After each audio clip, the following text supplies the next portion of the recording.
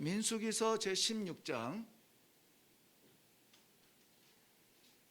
민수기 16장 20절부터 24절에 있는 말씀입니다. 20절부터 24절. 자, 우리 같이 한 목소리로 읽겠습니다. 시작. 여호와께서 모세와 아론에게 말씀하여 이르시되 너희는 이 회중에게서 떠나라. 내가 순식간에 그들을 멸하려 하노라. 그 두 사람이 엎드려 이르되 하나님이여, 모든 육체의 생명의 하나님이여, 한 사람이 범죄하였거늘 온 회중에게 진노하시나이까. 여호와께서 모세에게 말씀하여 이르시되 회중에게 명령하여 이르기를 너희는 고라와 다단과 아비람의 장막 사방에서 떠나라 하라. 아멘. 네, 어떻게 요즘에 기도의 시간들이 좀 변해가고 있나요? 기도의 생활이 어떻게 좀 변하고 있습니까? 기도의 방법이나 기도의 의미나 또 기도의 목적이나 이런 것들이 조금 변화를 가지시면서 신앙 생활을 하시는지 모르겠습니다. 왜냐하면은 벌써 한 달 넘게 2달 가까이 우리 기도에 대해서만 집중적으로 말씀을 나누는데요. 나누고 듣는 것이 아니라 이것이 실제가 되어지고 실제를 통해서 체험이 되어지고 체험을 통해서 간증이 되어지는 이런 변화가 있을 때 우리는 성숙하게 되거든요. 성숙하게 됩니다. 그래서 말씀을 주시는 것이 감사요 기회입니다. 말씀을 주시든지 말든지 그냥 쇠 귀에 경읽기가 되면은 안 돼요. 왜냐하면 말씀은 너무나 소중한 거기 때문에. 왜 소중합니까? 하나님의 말씀이기 때문에. 왜 소중합니까? 하나님께서 그 말씀을 공중에 퍼뜨리는 것이 아니라 나에게 주시는 거기 때문에. 하나님의 말씀을 받을 수 있다라고 하는 이 성도의 위치가 얼마나 복된 위치인지 모릅니다. 그런데 종을 통하여서 하나님께서 채우고 싶어하는 부분들이 있다는 거예요. 뭐냐면 기도라는 거죠. 우리 성도님들 한번 둘러보세요. 지금 당장 보아도 권사님 신앙생활 하신 지 몇 년 되셨어요?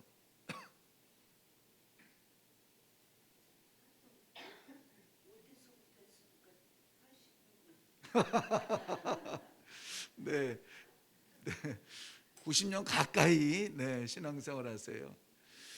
우리 언니는 신앙생활 한 지 얼마나 됐죠? 이래교회 온 지 얼마나 됐죠? 뭘 숨어? 네. 보통 언니라고 부르지 않아요? 우리 교회 다들 그냥 언니 하고 부르던데. 2년 정도 되는 거죠. 네네.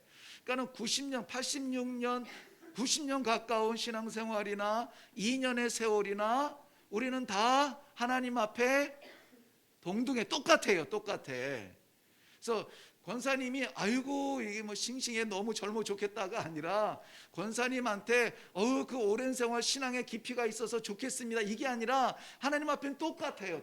왜 그렇습니까? 오늘 똑같은 말씀을 받을 거거든요. 근데 똑같은 말씀을 받고 변하는 건 뭐냐? 누가 하나님 앞에 빛나고 누가 하나님 앞에 숨을 거냐? 그 차이인데요. 말씀을 받고 그대로 지키는 모습을 보고 잘하라는 거 아니에요. 잘하라는 게 아니라 어떻게 우리가 하나님의 기준에 맞춥니까? 못 맞춰요. 근데 말씀하시는 대로 지켜보려고 애를 쓰는 거죠. 그 모습을 보면서 하나님께서 귀하게 보시는 거예요. 제가 이 찬양 전문가도 아니고 수십 년 전에 놓았던 기타를 다시 잡고 이 수요 예배 어떻게 하면 좀 성도들과 함께 찬양하면서 마음을 나누고 하나님 앞에 설까 이런 고민을 하면서 낯선 기타를 다시 잡고 찬양하는 게 잘해서가 아니잖아요. 그냥 몸부림치는 게 그게 귀여워서 귀엽다? 내가 나이가 60인데 그게 기특해서 같이 찬양을 하고 하는 거죠. 그렇죠? 아니구나. 전문가 불러와요? 예. 예. 전문가 부르려면 불러야 되죠. 네. 그런 거예요. 잘해서가 아니라 하려고 하는 모습을 하나님이 귀하게 보시는 겁니다. 2달 가까이, 2달 넘었나요? 2달 동안에 우리가 이 기도에 관련해서 정말 아기 같은 수준부터 시작하잖아요. 왜 해야 돼요? 부터 시작해서 언제 해야 돼요? 이런 것들을 계속해 나가고 있잖아요. 그러면은 그 한 주 한 주 아기 걸음마처럼 말씀하시는 것이 우리가 몰라서 무식해서 우리를 우습게 봐서가 아니라 거기부터 시작하자는 거거든요. 그러면은 말씀 받았을 때에 순간이라도 하루라도 시도해보는 그러한 결단들이 있을 때 하나님이 비로소 이 수요 예배를 귀하게 보시고 이 어려운 가운데 달려온 그 걸음을 하나님께서 귀하게 보시는 겁니다.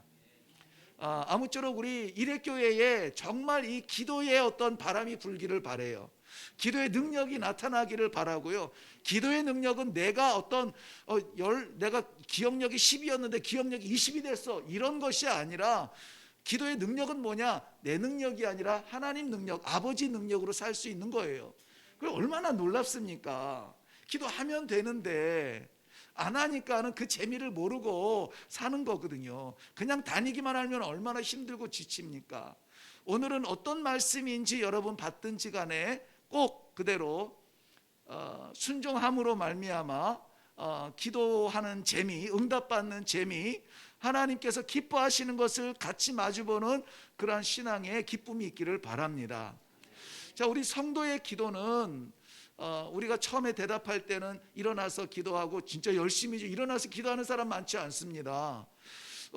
잠잘 때 기도한다. 잠잘 때 기도하시는 분들도 사실은 그렇게 많지 않아요. 그냥 지쳐서 뭐 이것저것 하다가 뭐 누우면은 뻗는 만큼 피곤하게 사시잖아요. 그런데 밥 먹을 때는 그래도 할 수는 있죠. 밥 먹을 때는 기도합니다. 성도들이 이렇게 우리가 지금 일반적으로 아는 기도의 시간들이 있는데요, 사실은 그것보다 더 해야 돼요. 그거라도 하면서 내가 기도하면서 내가 하나님 앞에 감사하고 있네, 내가 성도네, 하나님께 기도하고 있는 내 자신을 볼 때에 기쁘며 감격스러우며 기특하기도 하는데요, 그것보다 더 해야 된다고. 왜냐하면 기도는 영혼의 호흡이라고 했습니다. 호흡이라고 했어요. 우리 호흡을 그냥 뭐 쉬고 싶을 때 쉬는 것이 아니라 늘 쉬어야 되듯이 우리들에게는 늘 기도가 습관이 되고 생활화되어 있어야 된다는 겁니다. 아니 어떻게 길을 걸으면서 그럼 기도하라고요? 길을 걸으면서 기도하죠. 뭐 그러면 운동하면서 기도하라고요? 운동하면서 기도하죠. 운동할 수 있는 기회 주신 거 감사하고, 운동하면서 힘 얻을 거 기대하면서 감사하고, 힘 얻는 거 어디로 쓸까요? 하나님 물어보면서 기도하고, 얼마든지 기도의 방향과 방법들이 있잖아요. 안 하니까 그렇죠. 그러한 것들에 대해서 우리는 기도해야 돼요. 근데 우리가 흔히 알고 있는 이럴 때 기도하고 저럴 때 기도하는 것만 가지고는 우리의 이 저력이 생길 수가 없는 게 뭐냐면, 맨날 하는 게 요구에 요청, 해주세요 해주세요, 뭐 이러한 요청과 뭐 음식 먹을 때 하나님 감사합니다, 먹게 해주셔서 감사합니다, 그러니까 요청과 감사가 다예요. 그러니까 나를 채워주고 채워달라고 기도하고 채워주시니 감사합니다 하고 감사한데, 그건 뭐 밥 먹을 때 하는 기도라는 거죠. 진짜 기도는 뭐라고요? 하나님의 뜻을 구하는 거라고요. 그러니까 우리는 아주 그 기도의 문은 열었는데 진짜 기도는 못하고 있는 거예요. 진짜 기도는 뭐라고요? 하나님의 뜻을 구하는 거예요. 내게 건강 주신 거 감사합니다. 좋죠. 좋은 기도입니다. 주신 건강 가지고 어떻게 할까요? 하나님의 뜻을 묻는 게 기도라고요. 그렇기 때문에 성도라면은 우리가 좋아하는 뭔가를 위해서 시간을 구별하듯이, 그렇죠? 만약에 내가 운동을 새로 시작했어요. 그것을 위해서라면은 일주일에 이 시간은 딱 구별을 해놓죠. 그래서 그때는 나 안 돼. 그때는 운동해야 돼. 새로 시작한 거 있어 하죠. 그리고 뭐 휴가가 되든 시간만 되든 공휴일이 되든 그러면 얼른 오늘은 조금 더 집중해야 되겠다, 이런 생각이 나잖아요. 구별하듯이 기도도 어떻게 됩니까? 구별해야 돼요. 아니 항상 기도하라면서요. 항상 기도하죠. 기도하지만 하나님의 뜻을 구하는 그 독특한 구별된 시간의 기도가 있어야 된다는 것입니다. 구별된 시간. 기도를 위해서 시간을 구별한다는 거예요. 기도하기 위해서 요때부터 요때까지는 시간을 떼놓는다는 겁니다. 이거 참 반드시 해야 되는데 쉬운 일이 아니에요. 그렇지 않습니까?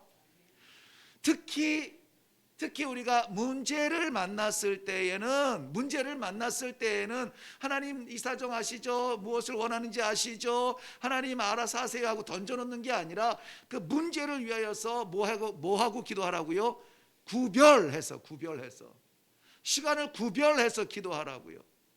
여기 문제를 만났을 때라고 했는데, 문제는 긍정적인 문제가 있고 부정적인 문제가 있어요. 우리는 대체로 문제를 만났을 때 하면 부정적인 문제만 얘기해요. 아팠을 때, 병들었을 때, 뭐 누군가 돌아가셨을 때, 이 재정의 위기가 왔을 때, 막 이런 문제들, 비관적인 것만 이야기하는데, 그때 물론 당연히 정하고 기도하죠. 금식하고 기도하죠. 시간을 정해서 기도하죠. 정해서 주님 전에 올라와서 기도하죠. 정해서 기도합니다. 근데 긍정적인 문제를 만났을 때도 기도해야 돼요. 긍정적인 문제는 뭡니까? 결혼을 앞두고, 이거 긍정적이잖아요. 근데 이 결혼을 앞두고도 뭐 해야 됩니까? 기도해야 돼요. 기도해야 됩니다. 이 결혼을 통해서 아버지께서 이루실 꿈이 무엇인지에 대해서 궁금해해야 돼요.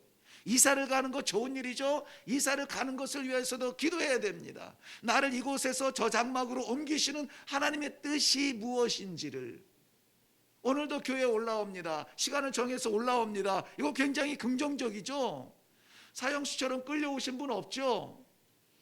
우리 교회 가면 아무개 와 있겠다, 어떤 찬양하겠다, 어떤 말씀이 있겠다 하고 다 희망을 가지고 올라옵니다. 예배당에 올라오기 전에도 긍정적인 문제예요. 기도해야 됩니다. 어떤 기도요? 오늘은 무슨 말씀을 주시려나요? 내가 정신없이 살았던 지난 3일 동안에 놓쳤던 부분이 있습니까? 하나님 무엇을 원하십니까? 마음을 비워놓겠습니다. 하나님 말씀하옵소서. 하나님의 뜻을 구하는 기도를 해야 됩니다.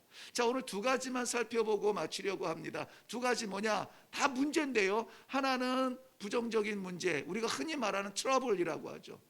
트러블. 그 다음에 또 하나는 긍정적인 문제예요. 이것은 흔히 우리가 얘기할 때 what happened 얘기하죠. 해프닝이에요. 이 두 가지 트러블 만났을 때, 또 해픈, 우리가 어떤 일을 만났을 때에 기도하는 겁니다. 오늘 본문에서는요, 민수기 16장 22절 말씀에 보면 그 두 사람이 엎드려 이르되 하나님이여 모든 육체의 생명의 하나님이여 한 사람이 범죄하였거늘 온 회중에게 뭐 하시나이까? 진노하시나이까. 하나님의 진노가 있다는 얘기죠. 이것은 문제입니다. 심각한 문제입니다. 하나님의 진노가 지금 일어나고 있어요. 어떤 진노냐면은 거기 한 사람이 범죄하였는데 그 한 사람이 뭐냐면 16장 1절에 보면 레위의 증손 고핫과 고핫의 손자 이스할의 아들 고라와 루벤 자손 엘리압의 아들 다단과 아비람과 벨렛의 아들 온이 당을 짓고, 여기에 나오는 이 대표적인 사람으로는 이 다단, 고라와 다단, 이러한 친구들이 당을 짓고 지금 모세와 아론의 하나님의 그 맡기신 지도력에 대하여서 거부하고 당을 따로 세우는 것입니다. 이것에 대하여서 그렇게 하지 말아라. 어떻게 하든지 하나님의 뜻이 무엇인가 한번 물어보자. 그러니 우리 함께 나와서 하나님 앞에 나아가자라고 그 기회가, 회복의 기회가 주어졌는데 필요 없어. 거부하는 거예요.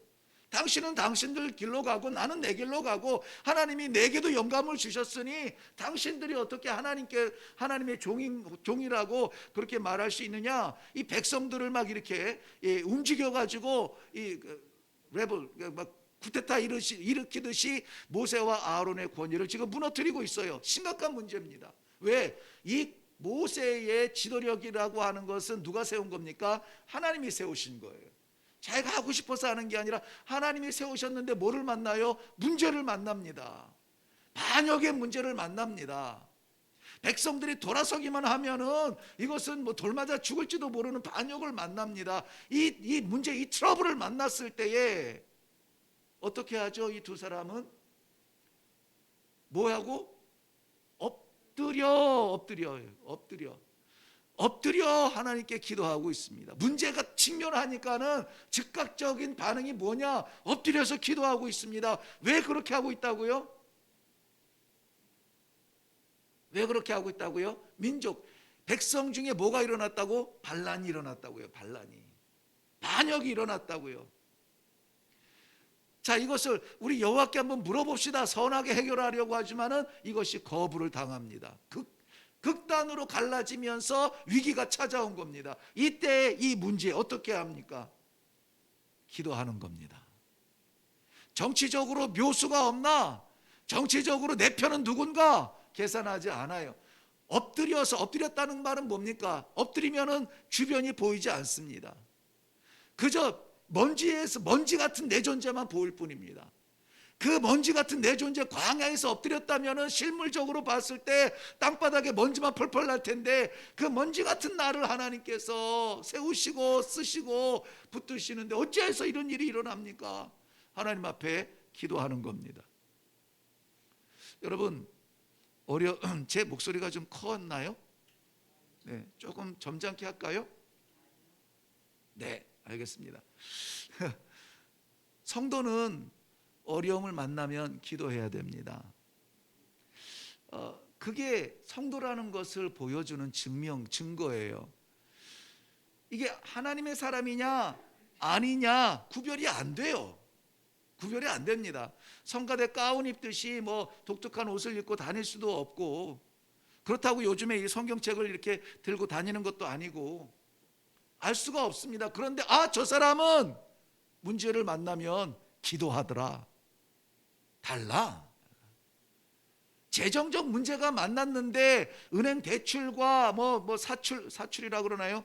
이 사적인 대출, 사람, 돈 많은 사람, 우리 친척 가운데 누구 힘 있는 사람, 이런 사람들만 찾느라고 전화하는 것도 머리 발 빠른 대처이기는 하지만 무엇보다 성도는 뭐 해야 된다고요? 기도해야 된다고요. 이 상황 가운데 하나님, 내가 어떻게 하기를 원합니까? 무엇이 하나님의 뜻입니까? 하나님께 나가서 물어보는 것이죠. 왜냐하면 하나님은 우리의 삶을 너무나 잘 아시거든요. 하나님은 우리의 삶을 다 아시는 하나님께서 그냥 이게 외면하거나 버리거나 던져놓지 아니하신다는 것이죠. 우리 사무엘상 1장 10절에 한번 가볼까요? 사무엘상 1장. 우리가 사무엘상 1장 하면 언뜻 떠오르는 게 한나죠. 사무엘, 그 엄마 한나. 1장 10절에 보면 한나가 마음이 괴로워서 여호와께 기도하고 통곡하며 서원하여 이르되, 만군의 여호와여, 만일 주의 여종의 고통을 돌보시고 나를 기억하사 주의 여종을 잊지 아니하시고 주의 여종에게 아들을 주시면 내가 그의 평생에 그를 여호와께 드리고 삭도를 그의 머리에 대지 아니하겠나이다. 아들을 낳지 못하는 본부인인 이 한나, 첩이 아이를 낳자 외면당하고 어려움을 당합니다. 이럴 때 한나는 어떻게 합니까? 하나님 앞에 기도하는 거예요. 마음이 괴로워 여호와께 기도하고 있습니다. 에스라서 9장 5절에 보면은, 찾진 않을게요. 에스라의 고백입니다. 저녁 제사 드릴 때 내가 근심 중에 일어나서 속옷과 겉옷을 찢은 채 무릎을 꿇고 나의 하나님 여호와를 향하여 손을 들고 기도하였더니, 에스라 선지자인데 이 사람이 겉옷을 찢고 속옷을 찢고 무릎을 꿇고 하나님 앞에 손을 들고 기도한답니다. 여기는 완전히 오중적인 문제를 보여주고 있습니다. 얼마나 그 문제가 심각한지에 대하여서, 옷을 찢는다는 것은, 이것은 이스라엘 유대 백성들에게는 사랑하는 사람의 죽음이나 나라의 망함이나 이런 끔찍한 경우에 옷을 찢어서 고통을 표현하는 겁니다. 겉옷뿐만이 아니라 속옷까지 찢어버립니다. 무릎을 꿇고 손을 들고 하나님 앞에 기도합니다. 왜 그랬을까요? 왜 그랬을까요? 왜 에스라 선지자는 이렇게 자신을 학대하면서까지 기도의 자리에 자신을 던집니까? 이스라엘 백성들이 하나님의 말씀을 듣고도 따르지 않아요. 하나님의 말씀을 듣고도 고치지 않아요. 변하지 않습니다. 그러니 선지자로서 이러면 안 되는데 가슴을 치다가 옷을 찢고 어떻게 해요? 하나님께 기도하는 겁니다. 이 두 구절만 딱 보더라도 우리가 기도해야 될 분명한 구별된 시간이 있습니다. 언제요? 문제를 만났을 때, 문제를 만났을 때. 어떤 문제입니까? 괴로운 문제죠. 어려운 문제입니다. 힘든 문제입니다. 이럴 때에 기도하라는 것입니다. 그 다음 두 번째 문제는 뭐냐면 우리의 일상에 좋은 일들이 있어요. 이건 어떤 해프닝이 우리에게는 늘 나타납니다. 사도행전 13장 3절 말씀 보면, 사도행전 13장 3절, 이에 금식하며 기도하고 두 사람에게 안수하여 보내니라 그랬어요. 중요한 게 뭐죠? 두 사람을 보내는 겁니다. 그죠? 누굴까요? 이 두 사람은 그렇죠, 사울과 바나바예요. 사울과 바나바. 그리고 보낸다는 거예요. 왜 보낼까요? 선교사로 파송하는 겁니다. 선교사를 파송하는 일은 정말 감격스럽고도 기쁜 일이에요. 게다가 지금 이 교회는 안디옥 교회인데 유대인들의 교회가 아니라 하나님의 약속을 받은 이스라엘 백성의 교회가 아니라 이방인의 교회로, 이방 땅에 있는 교회로서 지금 하나님의 복음을 위하여서 이방인에게 사울과 바나바를 선교사로 보내는 거예요. 이 감격스러운 일에 뭐 한다고요? 기도하는 거예요. 잔치를 준비하고 순서지를 짜고 초대 손님을 막 이렇게 고르고 음식을 준비하고, 이것이 아니라 저들이 금식하며 기도했다. 금식하며 기도했다라는 말의 금식의 의미는 뭡니까? 생명을 걸고. 먹지 않으면 우리 죽잖아요. 금식하며 기도하는 것은 아무거나 그러는 거 아니에요. 하나님 이번에 대학 합격해 주세요. 금식하며 기도, 이런 건 조금 좀 거시기 해요. 목숨 걸 일은 아니잖아요. 대학교 떨어졌다고 목숨 좌지우지 되는 거 아니잖아요. 그만큼 중요한 결심을 가지고 하나님의 뜻을 찾기 위하여서 기도하는 거라면 할 수는 있지만, 저는 대학 간다고 하는 기도에 금식하지 말래, 그런 걸 가르쳤다고 소문내지는 마세요. 해도 돼요. 해도 되는데 목숨 걸 일은 아니라는 거죠. 그 목숨 걸라고 아이한테 이렇게 억압하고 푸시하고 하는 것이 아이들에게는 얼마나 힘든 일입니까? 편안하게 잘 시험 볼 수 있도록 준비해줘. 그러나 선교사를 파송하는 일은 이건 목숨 걸 일이라는 거예요. 왜 그렇습니까? 영혼을 살리는 일이잖아요. 영혼을 살려. 만약에 이 사람들이 파송되어져서 이 사울과 바나바가 엉뚱한 소리 하면은 안 되잖아요. 그러니까 하나님, 이들을 다스려 주옵소서 기도하는 겁니다. 이들을 보내놓고 우리는 편한 것이 아니라 이 사명을 주신 이 교회로 인하여서 너무 감사합니다 기도하는 거예요. 우리 사울과 바울에 대해서 혼란스러워하시는 분들이 계시죠. 동일 인물인 거는 다 아시죠. 사울이 바울이고 바울이 사울이고. 근데 선교사로 파송받으면서 바울이라는 이름으로 바뀌어요. 사울은 이스라엘의 초대 왕, 첫 번째 왕이 누구냐면 사울 왕이에요. 그 사울 왕과 같은 이름입니다. 그 사울이라는 이름도 이렇게 어렵지 않게 찾을 수가 있어요. 근데 그 시대가 어떤 시대입니까? 로마가 다스리는 시대죠. 그래서 헬라 문화를 자기의 제국 속에 다 퍼뜨리는 시대예요. 그래서 사울이라는 이름도 있지만은 헬라식 이름도 있어요. 헬라식 이름이 뭐냐? 바울이라는 뜻이에요. 바울이라고 하는 이름이 있습니다. 예수님의 제자들 가운데서도 본래 유대인의 이름이 있지만은 또 이 헬라식 이름을 같이 부르는 그러한 경우에도 많이 있습니다. 떠오르지 않네요.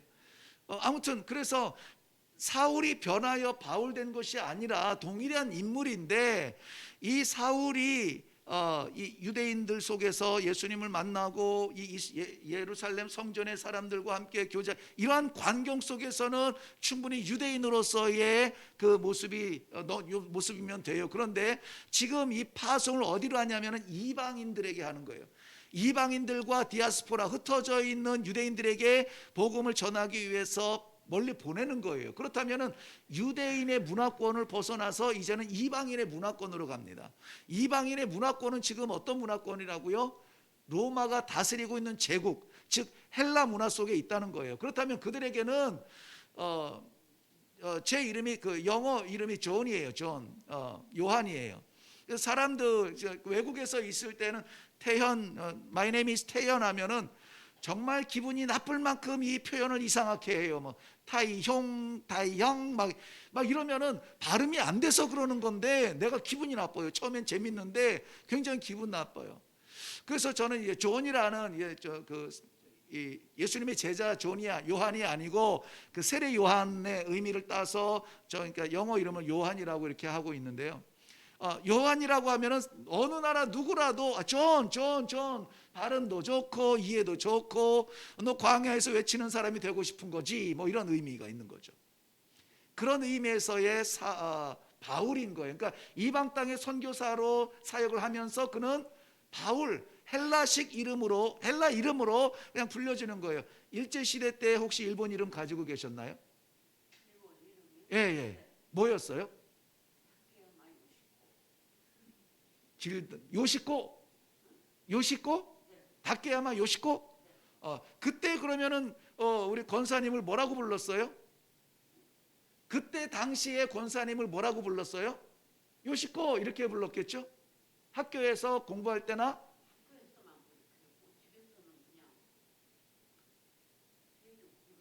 그렇죠. 우리 문화 속에 있는 사람들은 우리 이름을 불러요. 예. 근데 제국 속에 우리가 들어갔을 때에는 제국의 통치 아래에 있는 그 어떤 문화 속에 들어갔을 때에는 우리의 본래 이름을 못 부르고 요시코. 예. 제가 고등학교 때 야마코였어요. 야마코라고 애들이 불러가지고 이름이 괜찮은 것 같은데 좀 여자 이름 같아. 그랬더니 아니야 너한테 딱 맞아. 왜 야마코야? 그랬더니 거꾸로 해봐. 꼬마야. 나를 꼬마야 이렇게 불렀어요. 키도 큰데. anyway, 바울과 바나바를 이렇게 선교사로 파송하면서 얼마나 행복하고 감격스럽고 기쁜 일입니까?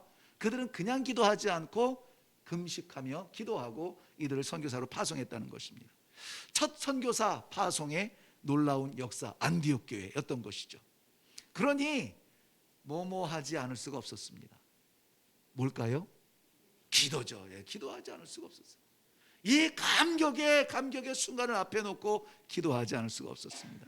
이와 같이 엄청난 일, 기도하지 않을 수 없는 그러한 순간이 우리들에게도 있습니다. 우리들에게도 있어요. 물어보고 싶은 마음이 굴뚝 같은데 우리 전도사님 기도하기 전에 우리 요셉 전도사님하고 손 꼭 붙잡고 기도했죠? 네, 손은 안 잡고 기도했어? 알겠어요. 그냥 기도했답니다. 네. 무슨 일이 있을 때 우리 자녀들 결혼을 위해서도 기도합니다. 기도해요. 잘 살고 복 받고 이웃 사람들에게 빛이 되고 이런 좋은 기도 갖다 붙이는데 거기에다가 하나님의 뜻을 좀 붙였으면 좋겠어요. 이 결혼이 하나님의 뜻이 되게 하시고 이 결혼을 통해서 하나님의 뜻이 나타나게 하시고 하나님 주님의 뜻이 무엇입니까? 왜 이 아이들을 이렇게 한 가정으로 묶어주십니까? 이러한 기도가 우리들에게 있어야 된다는 것입니다. 엄청난 일 하면 우리는 끔찍한 일만 생각해요. 아무개가 죽었대, 병나서 큰일 났대, 암이래, 이런 것만 생각해요. 엄청난 일 할 때 우리에게 엄청나게 감격스러운 일도 포함이 된다. 그때도 뭐 하자? 기도하자는 것입니다. 기도하자. 누가복음 6장 12절 13절 말씀 보면 그때 예수께서 기도하시러 산으로 가사 예수님도 구별하여서 기도했습니다. 밤이 새도록 하나님께 기도하시고 밝음에 그 제자들을 부르사 그 중에 12를 택하여 사도라 칭하였습니다. 예수님이 자기 제자를 부르실 때에 뭐 했어요? 기도했습니다. 얼만큼 기도했습니까? 밤새 기도했습니다. 밤이 새도록. 어디에서요? 산에서 기도했습니다. 구별된 자리에서 기도했습니다. 그리고 12 제자를 택하는 것입니다. 우리 요즘은 참 보기 어렵고 듣기 어려운 all night 철야 기도. 하루 종일은 아니지만 그래도 저녁에 모이면은 다음날 새벽 예배까지 하고서야 마치는 그러한 철야의 기도. 기도로 보내는 시간이 점점 줄어드는 이 시대가 종말이에요. 한나의 경우를 보았습니다. 아이를 낳지 못해 기도합니다. 에스라를 보았습니다. 무절제한 백성들의 범죄가 하나님의 말씀을 받지 않아 오히려 죄가 더 격해집니다. 오늘 본문에서 고라와 몇몇 주동자들이 백성을 선동하여 하나님을 대적합니다. 어려운 문제들 우리는 기도할 줄 알아야 되고요. 마태복음 26장 36절 이후에 보면 예수님께서 죽음을 앞두고 기도하십니다. 간단하게 편하게 기도할 수 없는 일도 우리에게는 있습니다. 그런데 그러한 기도의 중함을 깨닫고 중한 시간을 정하고 자리를 정해서 기도해야 되는 순간이 우리의 기억에 없다면 문제가 있는 거죠. 왜냐하면 여기서 문제가 있거든 할 때 문제는 아주 끔찍하거나 아주 감격스럽거나 모든 것을 다 포괄하여서 감당할 수 없는 문제 앞에서 우리가 기도하는 것이라고 했습니다. 결론의 말씀으로 사도행전 12장 5절에 있는 베드로와 베드로의 그 옥에 갇힌 사건을 좀 보려고 합니다. 사도행전 12장 5절 이에 베드로는 옥에 갇혔고 교회는 그를 위하여 간절히 하나님께 기도하더라. 사도 베드로가 옥에 갇힌 상태입니다. 교회는 뭐 할까요? 간절히 그를 위하여서 기도합니다. 간절히 기도합니다. 그 상황은 베드로의 옥에 갇히는 사건이 있습니다. 헤롯은 그를 죽이려고 가두었습니다. 성도들은 그를 살리려고 기도합니다. 누가 이길까요? 성도들의 기도가 응답이 됩니다. 그래서 복음의 사자로 쓰이게 되죠. 사랑하는 성도 여러분, 지금은 우리가 엎드려서 기도해야 될 때입니다. 기도해야 될 때입니다. 우리 이성은 전도사님 출산을 이제 3개월 앞두고 있는데 뭐 할 때입니까? 4개월? 오늘 나 많이 틀린다. 뭐 할 때라고? 기도할 때라고요. 기도할 때. 우리에게 허락하신 이 아이의 뜻은 무엇입니까? 우리는 어떻게 해야 합니까? 우리 입맛에 맞추지 아니하고 하나님의 입맛에 맞추는 그러한 양육이 되게 하옵소서. 그러면 그렇게 채워주시는 거예요.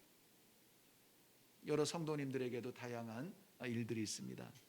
지금은 엎드려야 할 때입니다. 기도하겠습니다. 하나님 아버지 감사합니다. 200만 명 민족을 이끄는 중대한 일 앞에서 두려운 반역이 일어났을 때 여지없이 모세와 아론은 하나님 앞에 엎드려 기도하였던, 이것은 도망이 아니라 약함이 아니라 오히려 강하고 능하신 하나님을 붙드는 지혜로움을 이 시간에 우리 말씀을 통하여서 묵상하였습니다. 해야 되는데 아는데 지키지 못하고 하지 못하는 연약함이 있어서 우리의 신앙은 20년 전 40년 전 그대로 있습니다. 이렇게 우리에게 오늘 말씀하셨사오니 우리가 살아가면서 만나는 그 중대한 일 앞에서 우리 하나님 앞에 먼저 엎드리고 기도하는 구별된 시간이 있는 성숙한 성도들이 되게 하여 주옵소서. 그래야서 하나님께서 이레교회와 이 성도들을 통하여서 하시고 싶어하는 생명 살리는 일, 선교적 교회 마지막 시대에 찬란하게 빛나는 그 사명 감당하기 위하여서 힘쓰고 애쓰는 우리 모두가 되게 하여 주시옵소서. 감사드립니다. 예수님의 이름으로 기도하옵나이다. 아멘.